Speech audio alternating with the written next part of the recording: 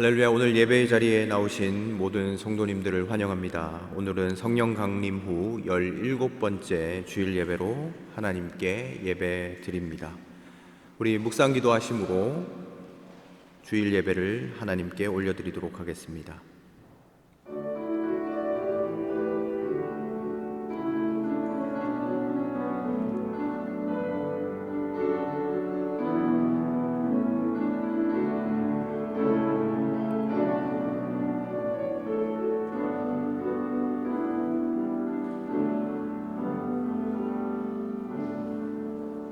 하나님 감사합니다. 거룩하고 복된 주일, 주님의 날을 잊지 않고 우리 복음의 식구들이 한자리에 모여 하나님께 예배드리러 이 자리에 나왔습니다. 하나님, 우리의 영과 육을 강건하게 붙잡아 주시고 오늘 이 시간 주님 앞에 예배하며 나아갈 때에 기쁨으로 예배할 수 있도록 인도하여 주시옵소서. 주여, 우리가 주님 앞에 전심을 다해 예배할 수 있도록 인도하시고 우리가 전심으로 나아갈 때 주께서 주시는 참된 평안과 안식이 우리의 마음 가운데 흘러 넘칠 수 있도록 도와주옵소서. 예배의 시종을 주님께 맡겨드리오며 이 모든 말씀 예수님의 이름으로 기도드립니다. 아멘. 우리 다 같이 자리에서 일어나시도록 하겠습니다. 우리 다 함께 사도신경으로 우리의 신앙을 다 함께 고백하도록 하겠습니다. 전능하사 천지를 만드신 하나님 아버지를 내가 믿사오며 그 외아들 우리 주 예수 그리스도를 믿사오니 이는 성령으로 잉태하사 동정녀 마리아에게 나시고 본디오 빌라도에게 고난을 받으사 십자가에 못 박혀 죽으시고 장사한 지 사흘 만에 죽은 자 가운데서 다시 살아나시며 하늘에 오르사 전능하신 하나님 우편에 앉아 계시다가 저리로서 산자와 죽은 자를 심판하러 오시리라. 성령을 믿사오며 거룩한 공회와 성도가 서로 교통하는 것과 죄를 사하여 주시는 것과 몸이 다시 사는 것과 영원히 사는 것을 믿사옵나이다. 아멘. 계속해서 참회의 기도를 주님께 드리겠습니다. 사랑과 은혜의 하나님, 주님께서 주신 은혜와 평강으로 한 주간 동안 보내게 해주신 것 감사합니다. 그러나 우리의 삶의 자리를 되돌아볼 때 주님의 말씀과 주님의 은혜, 받은 은혜대로 살지 못했음을 이 시간 돌이키며 주님 앞에 회개하며 나아갑니다. 주님의 십자가의 보혈로 우리의 모든 죄악을 맑게 씻어주시고 예수 그리스도의 그 구원의 은총을 힘입어 새 사람을 입어 주님 앞으로 더욱더 가까이 나가는 우리의 삶이 될 수 있도록 이 시간 함께하여 주시옵소서. 이 시간 하나님과 나만이 아는 죄를 침묵 가운데 고백하며 나아가시도록 하겠습니다.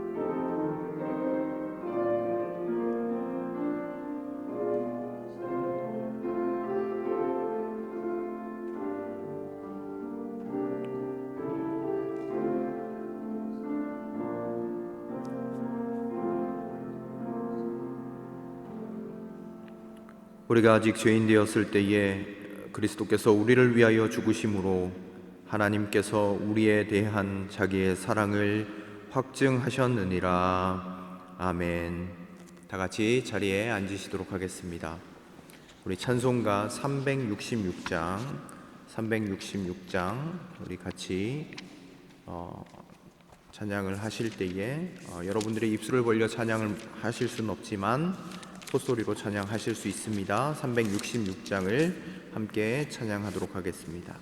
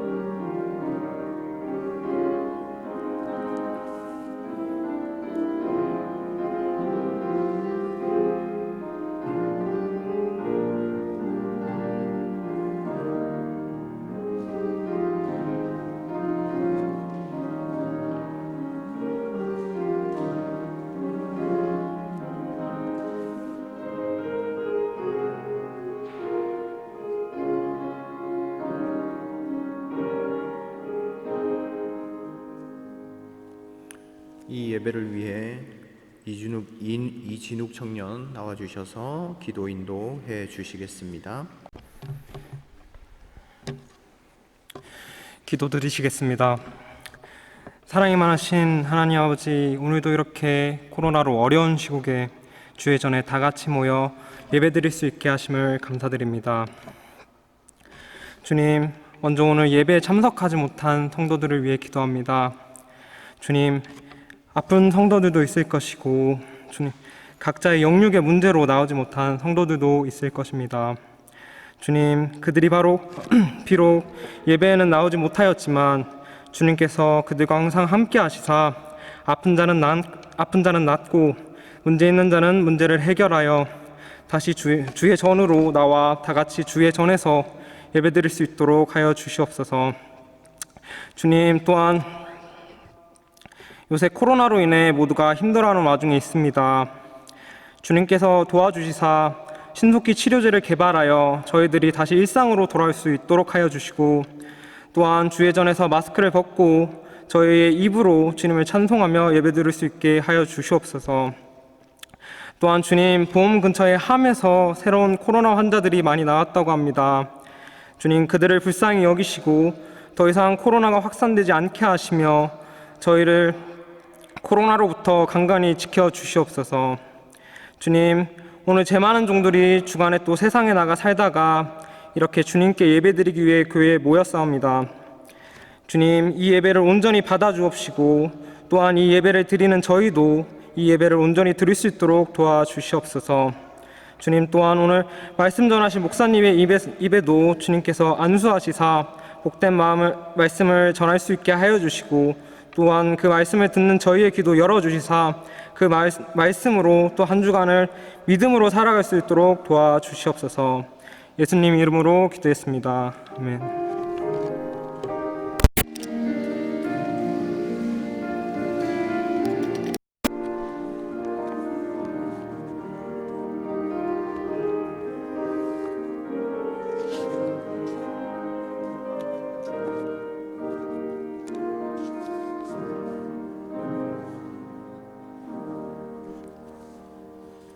하나님께서 오늘 우리에게 주신 말씀은 이사야서 43장 1절로 7절까지의 말씀입니다. 구약성경 이사야서 43장 1절로 7절까지의 말씀입니다. 봉독하여 올리도록 하겠습니다. 그러나 이제 야곱아, 너를 창조하신 주님께서 말씀하신다. 이스라엘아, 너를 지으신 주님께서 말씀하신다. 내가 너를 속량하였으니 두려워하지 말아라. 내가 너를 지명하여 불렀으니 너는 나의 것이다. 내가 물 가운데 건너갈 때에 내가 너와 함께하고 내가 강을 건널 때에도 물이 너를 침몰시키지 못할 것이다. 내가 불 속에 걸어가도 그을리지 않을 것이며 불꽃이 너를 태우지 못할 것이다. 나는 주 너의 하나님이다. 이스라엘의 거룩한 하나님이다. 너의 구원자다. 내가 이집트를 속량물로 내주어 너를 구속하겠고 너를 구속하려고 너 대신에 에티오피아와 스바를 내주겠다. 내가 너를 보배롭고 존귀하게 여겨 너를 사랑하였으므로 너를 대신하여 다른 사람들을 내주고 너의 생명을 대신하여 다른 민족들을 내주겠다. 내가 너와 함께 있으니 두려워하지 말아라.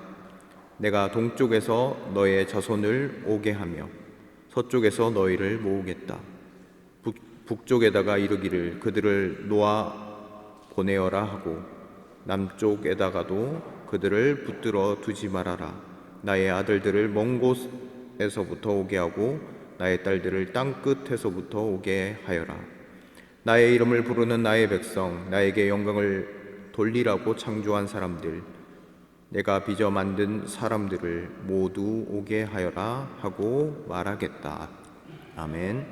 우리 찬송가 341장 같이 찬양하시겠습니다.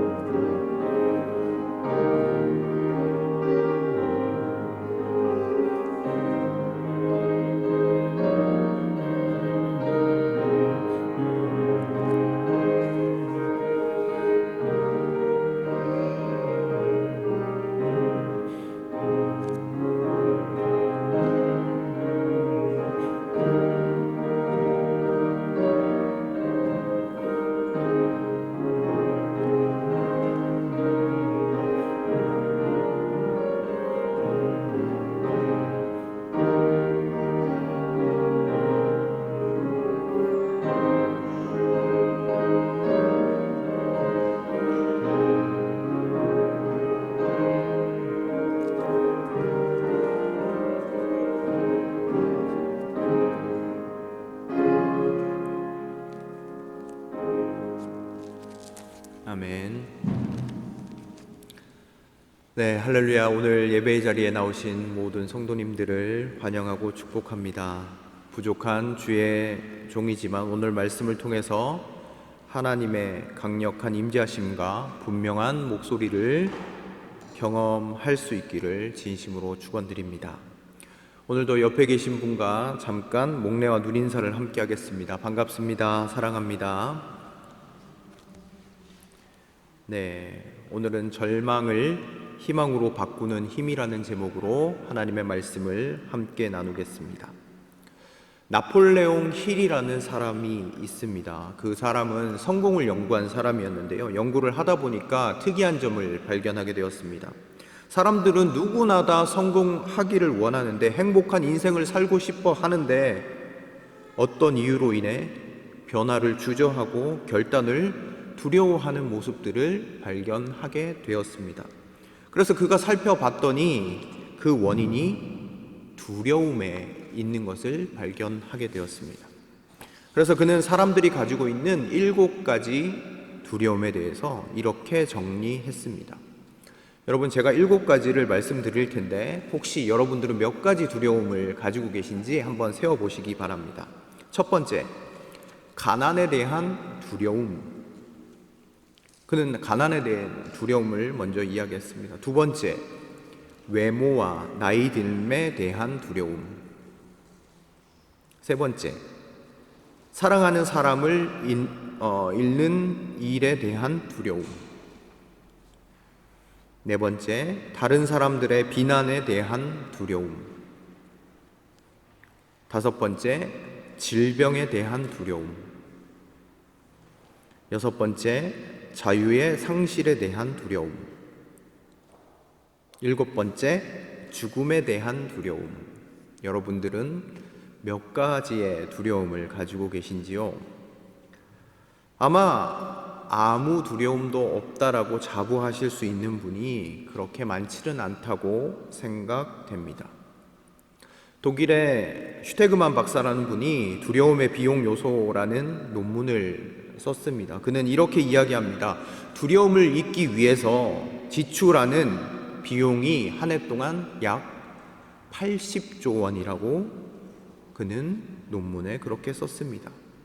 두려움을 잊기 위해서 술을 마시면서 30조 원을 쓰고요, 수면제, 약품 비용으로 15조 원, 불안 때문에 떨어진 능률로 인한 손해가 20조 원, 두려움으로 생긴 병으로 인한 치료 금액이 8조 원이나 된다라고 이야기했습니다.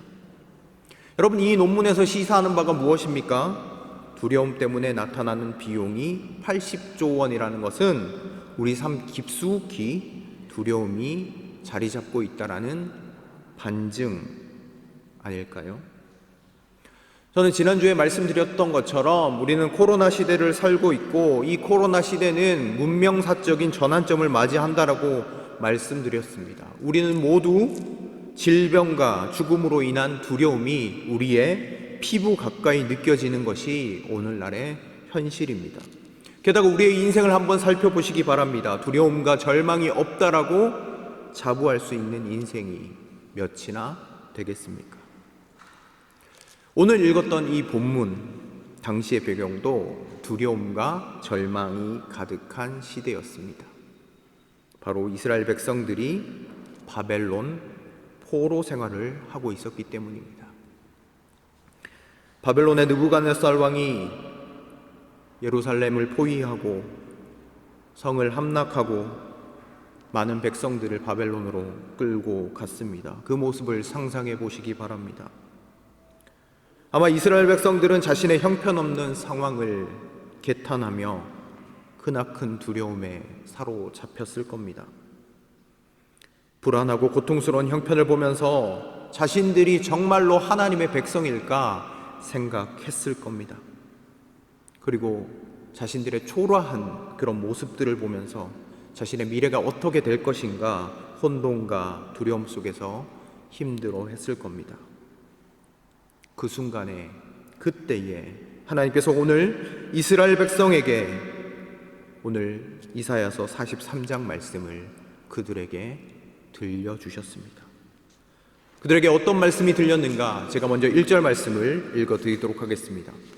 그러나 이제 야곱아, 너를 창조하신 주님께서 말씀하신다. 이스라엘아, 너를 지으신 주님께서 말씀하신다. 내가 너를 속량하였으니 두려워하지 말아라. 내가 너를 지명하여 불렀으니 너는 나의 것이다. 아멘. 이 말씀 가운데 하나님은 이스라엘 백성에게 선포하고 계십니다. 이스라엘아, 이스라엘아, 들어라.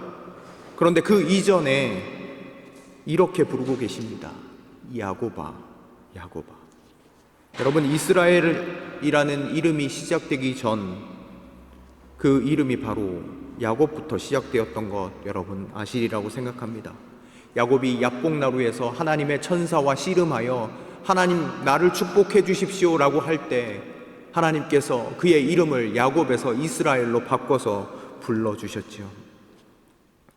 여러분, 오늘 이 본문에서는 그 옛 이름과 새 이름을 동시에 불러주고 계십니다.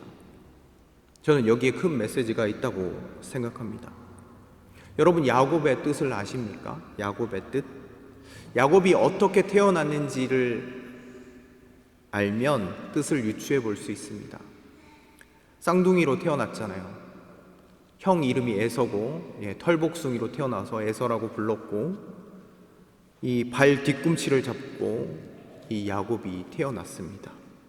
그래서 그의 이름이 야곱이 되었습니다. 야곱의 이름의 뜻은 발 뒤꿈치를 잡는 자, 속이는 자, 찬탈하는 자, 이런 뜻입니다.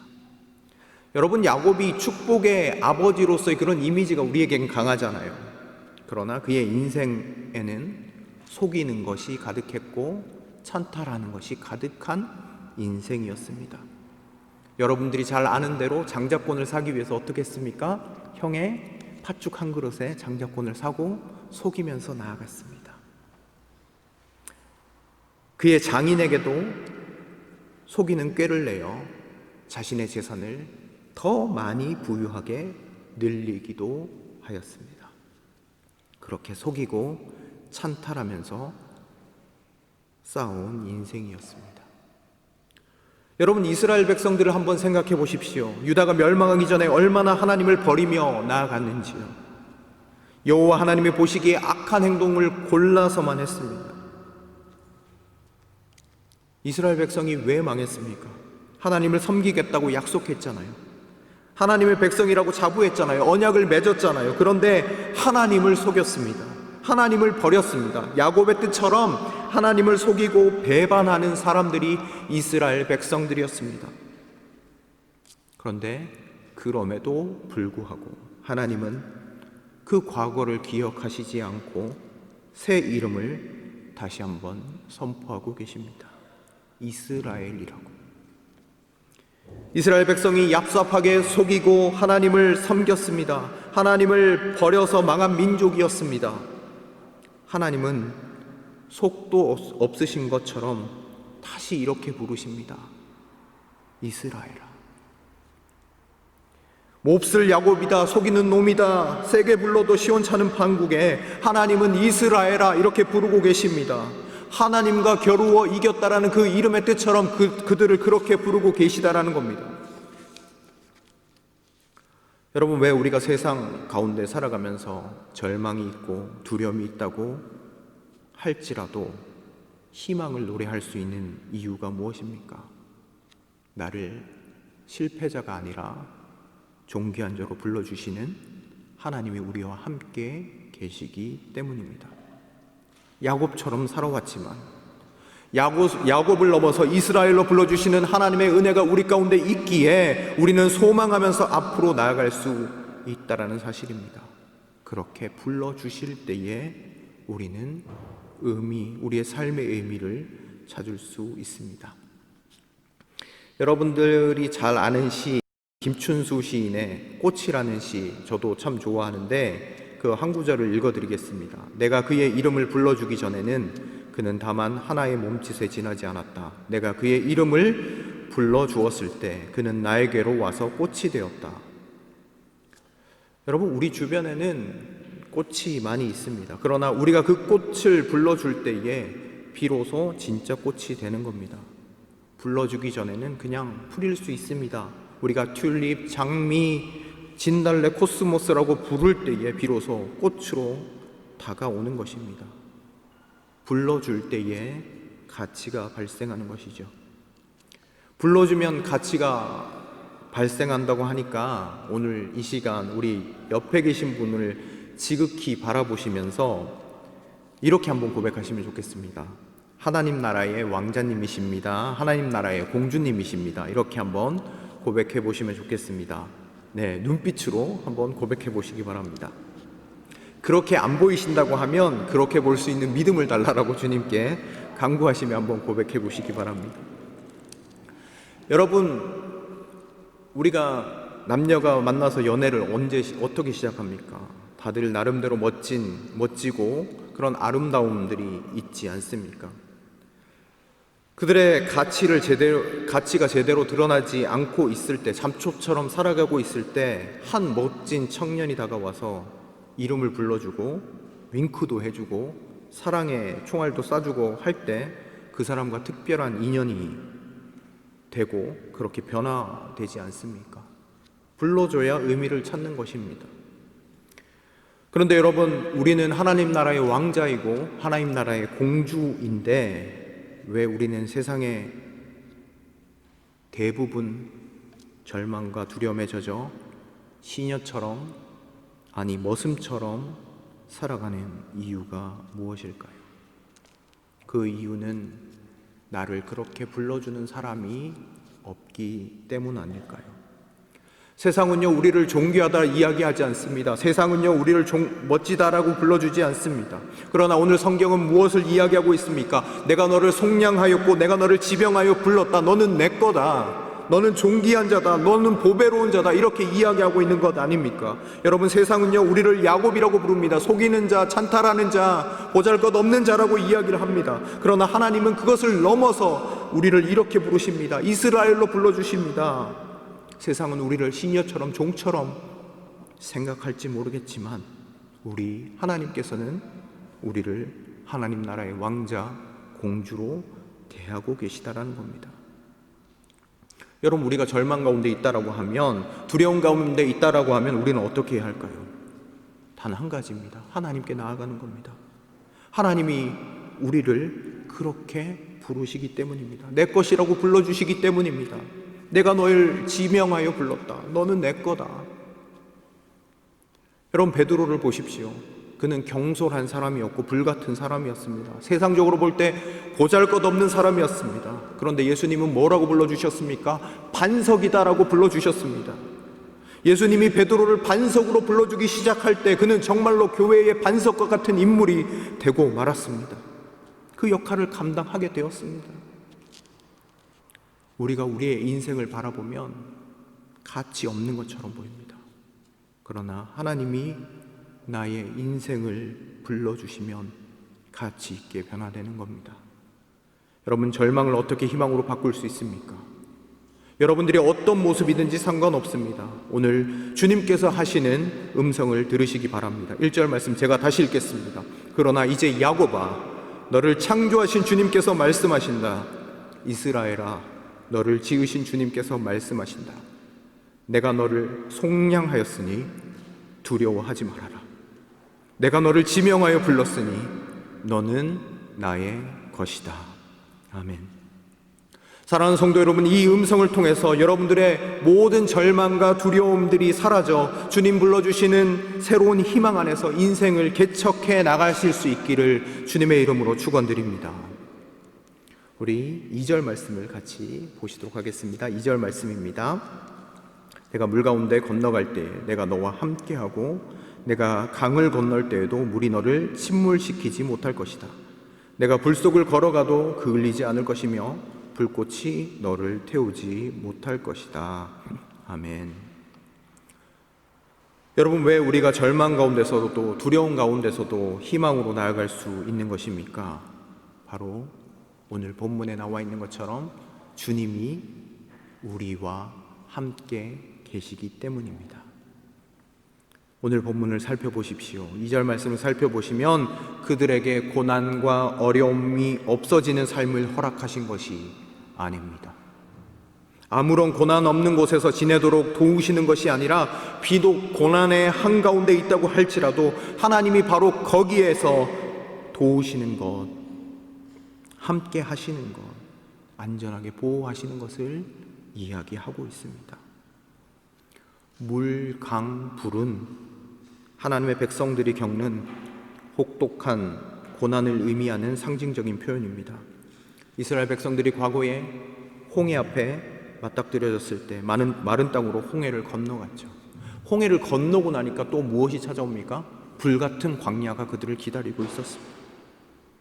그리고 가나안에 다 다다라서는 요단 강물이 그들을 막고 있었습니다. 이스라엘은 수많은 시련, 그 시련을 극복한 후에야 하나님께서 그들을 위해 마련하신 가나안 땅으로 들어갈 수 있었습니다. 동일하게 바벨론 포로로 잡혀간 이스라엘 백성에게도, 이 절망 가운데 신음하고 있는 이들에게도 이렇게 말씀하셨습니다. 불과 같은 뜨거운 고난이 있을 수 있고, 우리를 두렵게 하는 물과 같은 고난이 우리 가운데 있을 수 있다. 그러나 분명한 것은 그 가운데 내가 함께 할 것이다. 이렇게 말씀하고 계시다라는 겁니다. 여러분, 우리가 절망 가운데, 두려움 가운데 있을 때 무엇에 초점을 맞춰야 합니까? 무엇에서 희망을 발견할 수 있을까요? 바로 내가 서 있는 위치, 그 위치가 아니라 관계에 초점을 맞춰야 합니다. 대부분의 사람들이 절망 가운데, 고난 가운데 처하게 되면 자신의 비참한 위치에다가 모든 초점을 맞추게 됩니다. 부르짖는 내용도 어떻습니까? 이 고난에서 나를 건져주십시오. 그 기도가 대부분입니다. 그러나 우리는 요셉을 기억해야 할 필요가 있습니다. 요셉은요, 그 어떤 상황에서도 처해진 위치보다 하나님과 함께하는 그 관계에 더 초점을 맞췄습니다. 그래서 성경은 우리에게 이렇게 이야기합니다. 여호와께서 요셉과 함께 하심으로 형통한 자가 되었다. 이렇게 말하고 있는 겁니다. 여러분, 요셉이 노예의 위치에 있을 때에도 하나님과 관계에 초점을 맞췄습니다. 거기에 포커스를 뒀습니다. 감옥에 있어도 마찬가지입니다. 하나님과 함께 하시는 모습, 그 모습 거기에만 몰두했습니다. 심지어 애굽의 이집트의 총리가 되어서도 그의 위치보다 하나님과의 관계에 더 큰 관심을 두었습니다. 예전에 미군 전쟁 포로 중에 스타크데일이라는 부제독 이렇게 지휘관이 있었습니다. 포로 생활을 이렇게 고통스럽게 보낸 사람이 있을까 할 정도로 심한 고난을 당했습니다.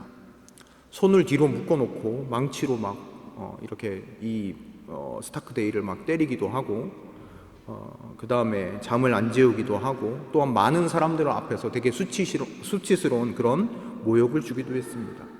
그래서 기진맥진하고 쓰러질 때가 있었는데, 그가 이렇게 부제독 높은 사람이었으니까 그 함께 포로로 갔던 이렇게 병사들이 그를 응원하는 그런 메시지들을 수건으로 이렇게 흔들어서 보이곤 했습니다.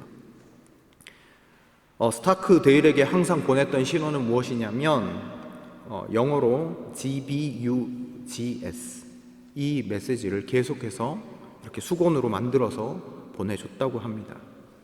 이것은 무엇의 약자였는가? God bless you, 제임스 스타크데일의 약자였습니다.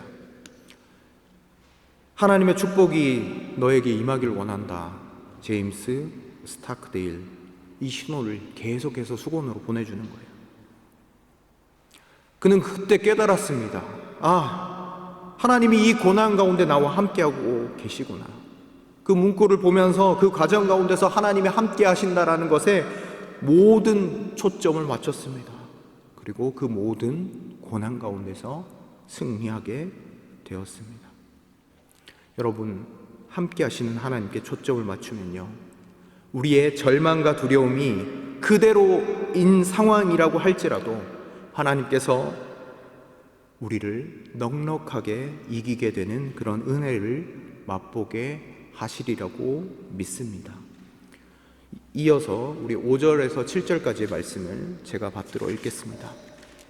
내가 너와 함께 있으니 두려워하지 말아라. 내가 동쪽에서 너의 자손을 오게 하며 서쪽에서 너희를 모으겠다.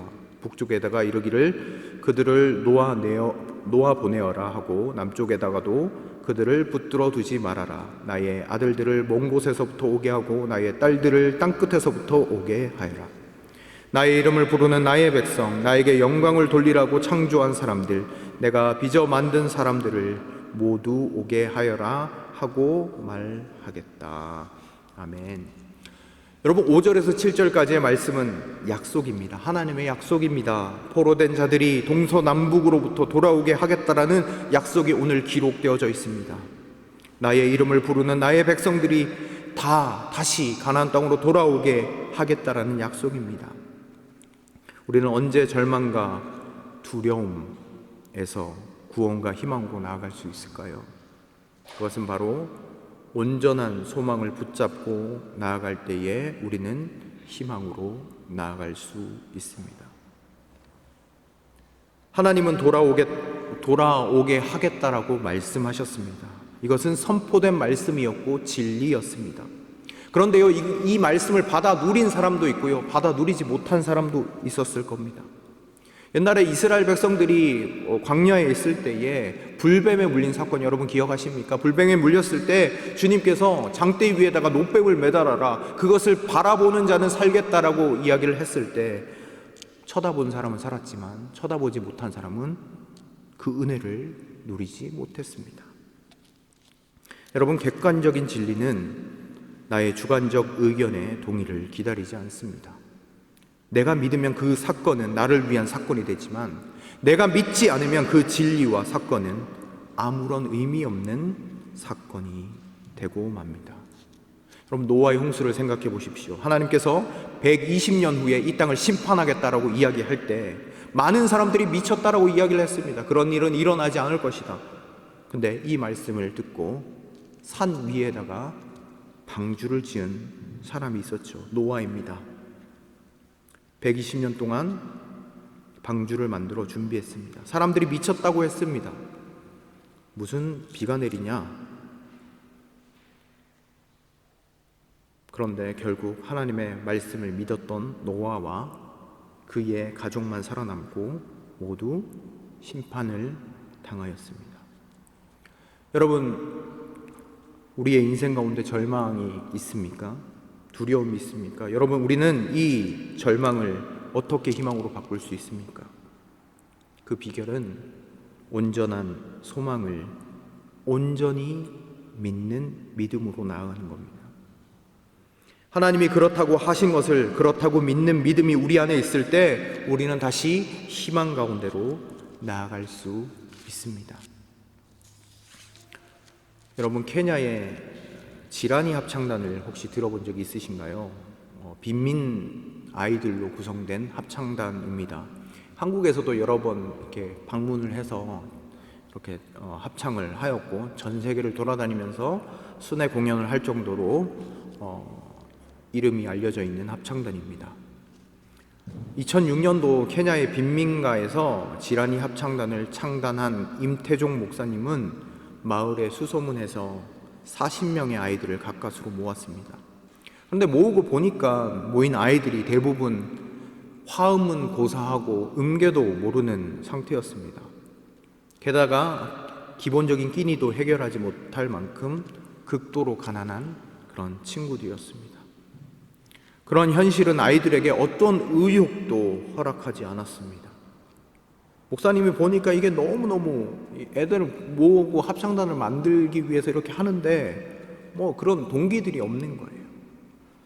이런 절망적인 현실 속에서 목사님은 말씀 가운데 온전한 소망을 품고 포기하지 않고 아이들을 가르치기 시작했습니다. 그 결과 아이들은 점점 음악에 눈을 뜨게 되고 꿈과 희망을 깨닫게 되고 더 나아가서는 많은 지라니 합창단 어린이들이 예수님의 사랑을 경험하게 되었습니다. 쓰레기 더미 옆에 연습장, 끼니를 굶을 정도의 가난함, 제대로 된 교육도 받을 수 없는 절망적인 현실뿐이었지만 말씀 가운데 온전한 소망을 품고 포기하지 않고 나아갔더니 놀라운 희망을 선물하는 지라니 합창단이 되었습니다. 사랑하는 성도 여러분, 우리의 삶도 마찬가지입니다. 온전한 소망을 우리가 믿고 나아갈 때에 우리의 절망도 눈물도 두려움도 변하게 될 줄로 믿습니다. 소망의 닻을 달고 힘차게 다시 항해를 하게 될 줄로 믿습니다. 말씀을 맺으려고 합니다. 우리는 인생을 살다 보면 두려움을 피할 수 없습니다. 나의 존재론 감당하기 힘들 정도로의 두려움과 슬픔이 우리 가운데 밀려오기도 합니다. 여러분, 우리는 이 두려움을 어떻게 해결할 수 있습니까? 그 두려움을 주는 존재보다 더 강한 존재와 내가 친밀함을 느끼기 시작할 때 그것은 해결이 됩니다.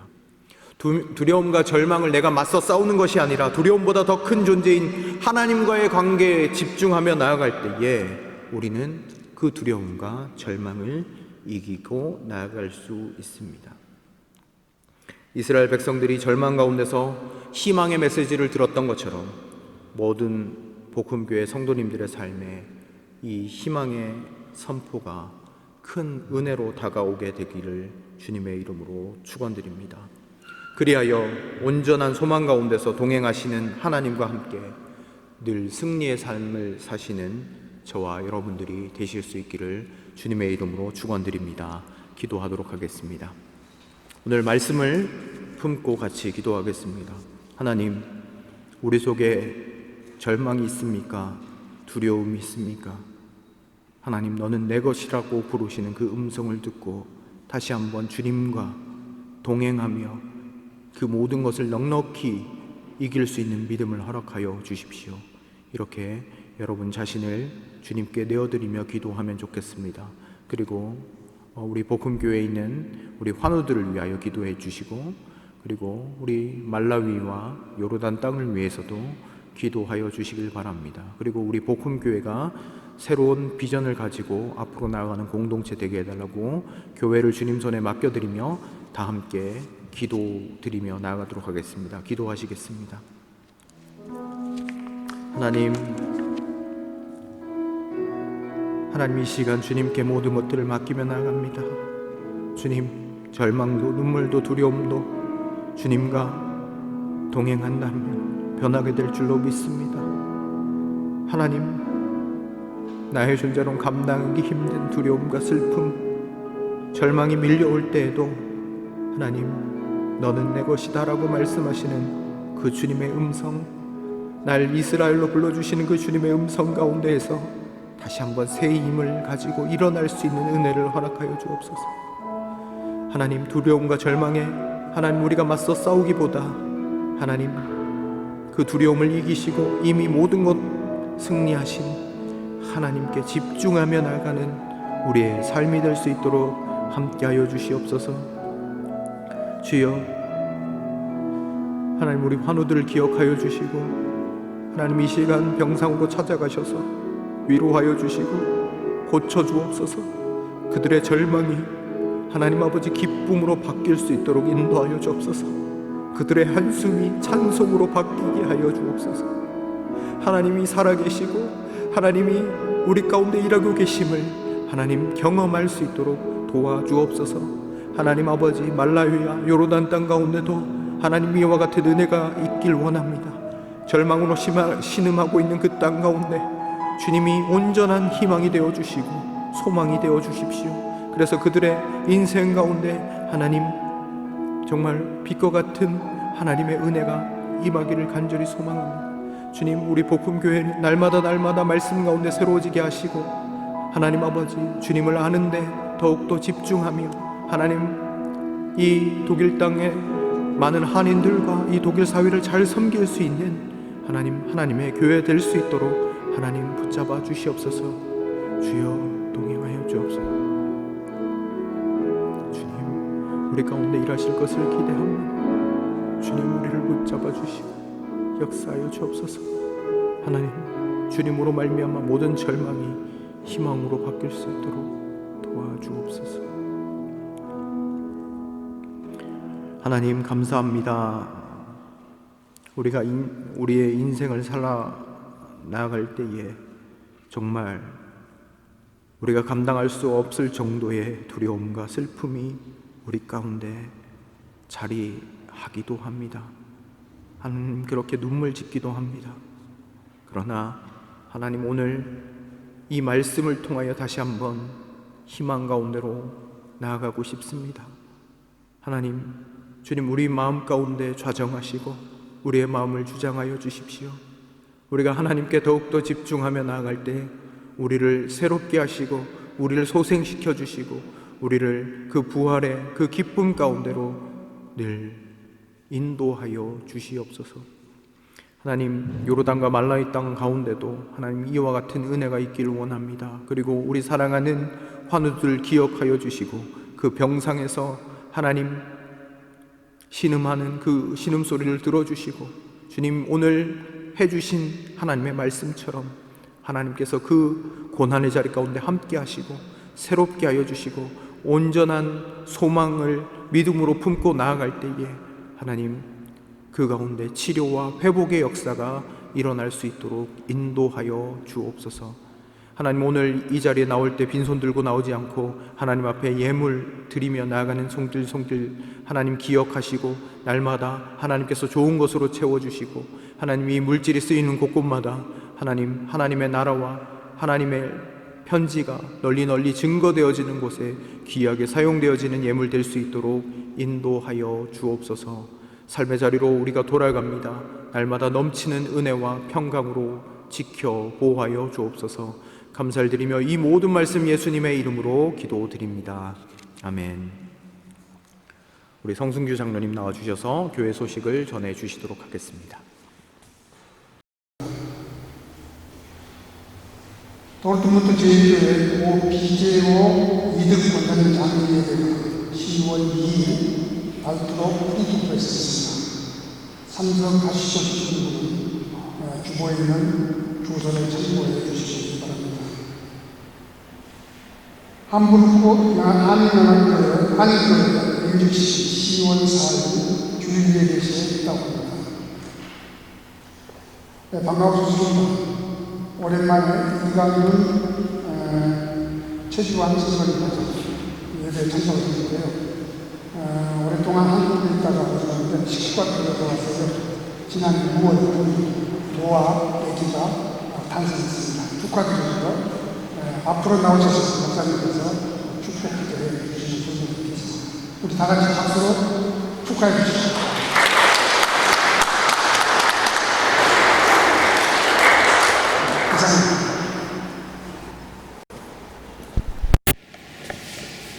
네, 제가 코로나 때문에 안고는 기도 못하지만 우리 같은 마음으로 기도해 주시는 우리 교회 회식과 예준이가 막내였는데 막내를 도와라. 우리 또 하나님 성전에 나와서 예배 드렸습니다. 같이 기도 드리겠습니다.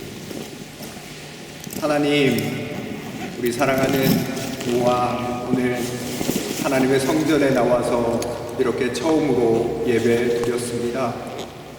하나님, 우리 노아를 주님 손에 맡기오니 주님 노아의 앞길 가운데 하나님 동행하시고 함께하여 주시옵소서.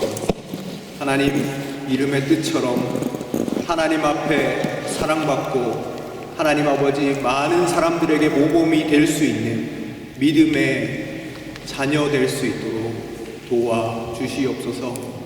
하나님 앞에 정말로 칭찬받는 자, 그리고 많은 성도들과 많은 사람들에게 사랑받는 귀한 아들로 붙잡아 주시옵소서.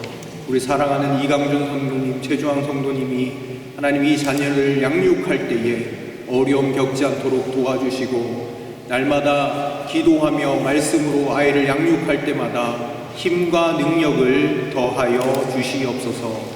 하나님, 다시 한번 우리 사랑하는 노아를 주님 손에 맡겨드리며 이 모든 말씀 예수님의 이름으로 기도드립니다. 아멘. 우리 다시 한번 박수로 환영하도록 하겠습니다.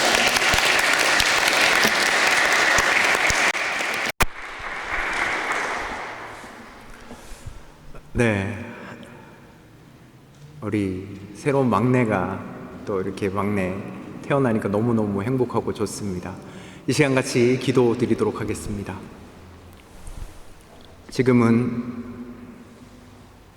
우리 교회의 머리가 되어주신 예수 그리스도의 은혜와 하나님의 사랑과 성령의 교통하심이 하나님의 말씀을 기억하며 절망 가운데서도 주님 주신 음성을 듣고 희망 가운데로 나아가기로 결단하는 여기에 모인 모든 예배자들 가운데, 그리고 오늘 처음으로 주님 전에 나와 예배하는 노아와 그의 가정 가운데 이제로부터 영원토록 함께 하시기를 간절히 축원하옵나이다.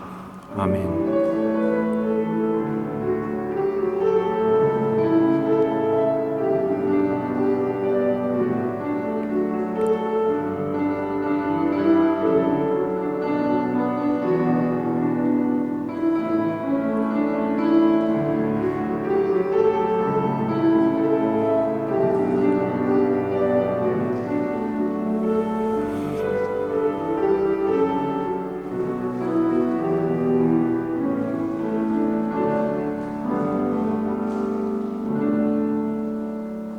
네, 예배를 모두 마쳤습니다. 날씨가 많이 쌀쌀해졌습니다. 우리 감기 조심하시고 늘 주 안에서 강건하시기를 바랍니다. 감사합니다.